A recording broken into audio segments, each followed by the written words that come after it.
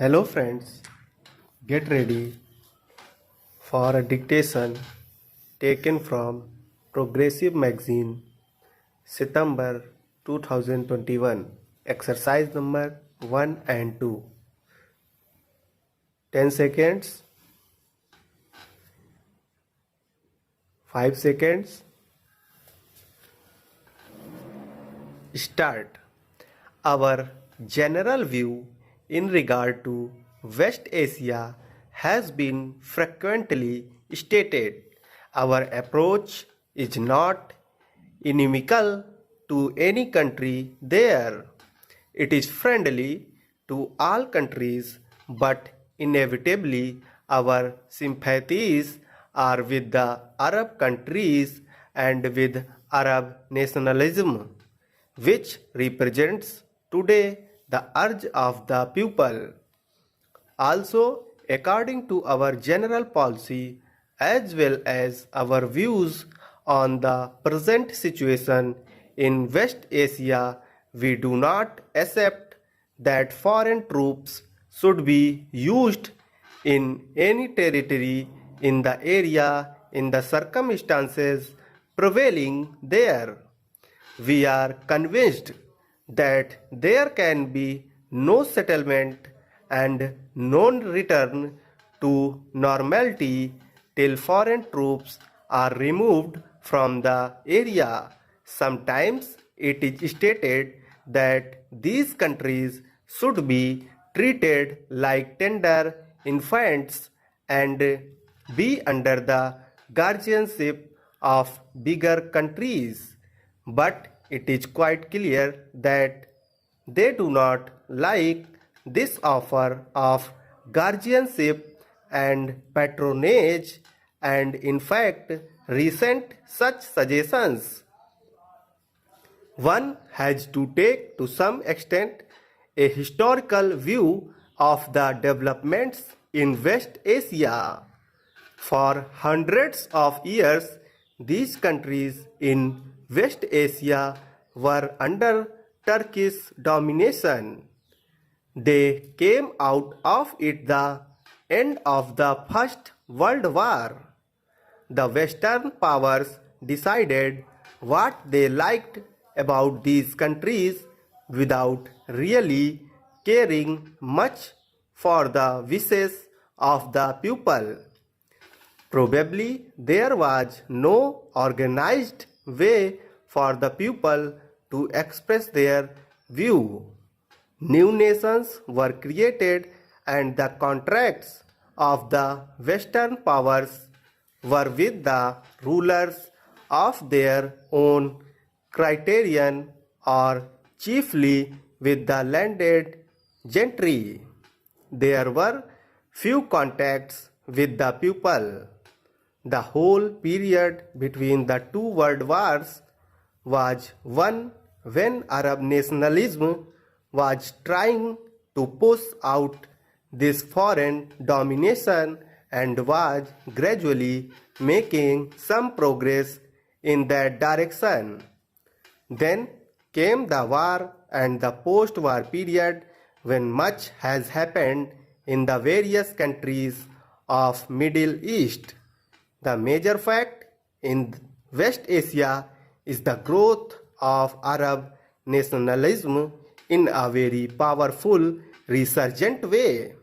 Egypt took the lead in this matter and under the wise leadership of President Nasser has played a very important part. Nasser in fact became the most prominent symbol of Arab nationalism. This fact, which was patent, was neither liked nor appreciated by many powers, and an attempt was made to split the Arab countries. In fact, Arab nationalism.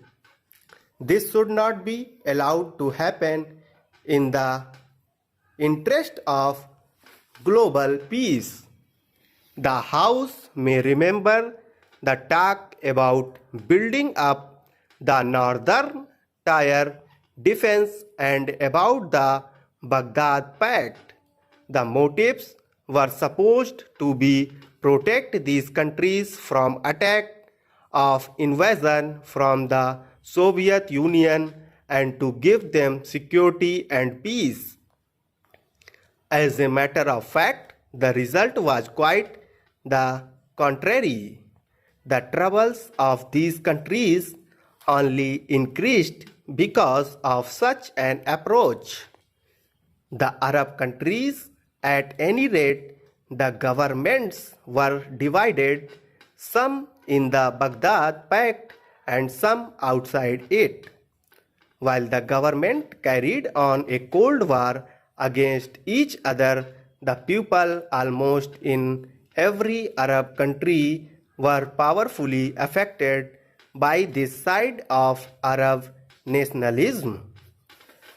Thus, in the countries associated with the Baghdad Pact, there was a gap between the government and the people, the looking more and more towards Arab nationalism and the government looking in another direction and rather ranked against the spirit of Arab nationalism. I believe it surprised even the people in Iraq and Egypt. The surprise was not essentially that it took place, but the speed with which it took place and the complete success which attended it. It showed how utterly divorced from public opinion the government of Iraq was.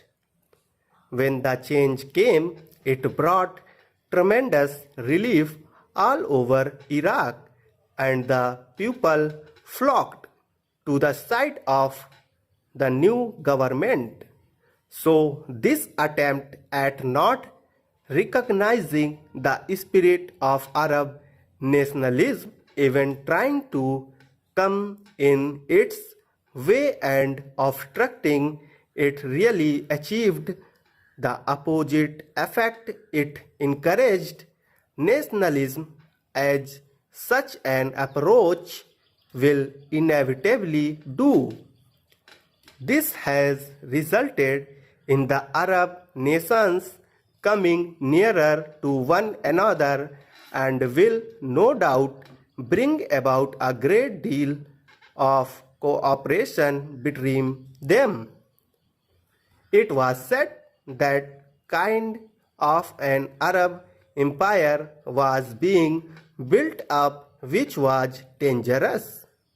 I do not know about the future, but I see no empire, much less an Arab empire.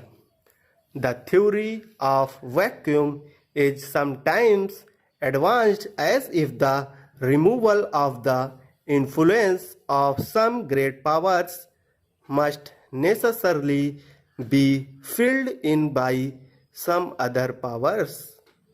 It is an extraordinary appraisal of the situation which does not recognize the effect of Arab nationalism, which has become such a dominant force. We are convinced that any of the problems of West Asia must be based on the recognition of the dominant urge and force of Arab nationalism. Any settlement must have the goodwill, cooperation of the Arab nations. The need of the European countries for oil is patent, but there should be no difficulty in arriving at a friendly arrangement which ensures the supply of oil. Stop.